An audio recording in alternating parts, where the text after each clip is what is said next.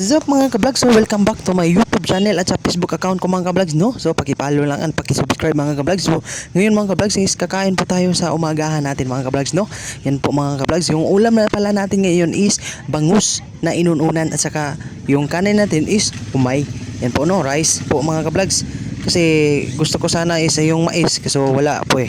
Kaya humay lang yung available, kaya ayun po yung kinakain ko mga ka-vlogs ngayon, no? So kain natin yung mga ka-vlogs, no? So yun mga ka-vlogs. So story na lang po tayo ngayon, no? So medyo matagal po tayo mag-upload ng mga bagong vlog natin mga vlogs kasi medyo busy po tayo and then nag-iisip tayo kung ano i-content natin na mas quality at mas patok sa mga tao mga vlogs kasi ang hirap kasi maging vlogger mga vlogs eh, kaya nasimulan ko na, kaya tatapusin ko na talaga ito mga vlogs. So patuloy ko na lang talaga mag-upload mga vlogs kahit hindi quality yung mga video ko mga vlogs, kaya balang araw darating tayo dyan mga vlogs, no?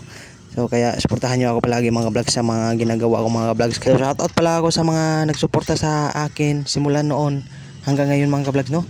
So yan po yung pasalamat ko mga vlogs, kahit ganito lang yung mga content natin mga vlogs, kan kain minsan, kung may time ay biyahe, travel, kahit maka-video na lang tayo mga vlogs, maka-upload mga vlogs kasi sayang kasi pinaghirapan natin tapos hihinto tayo. So patuloy pa rin tayo sa mga ginagawa natin mga vlogs, no?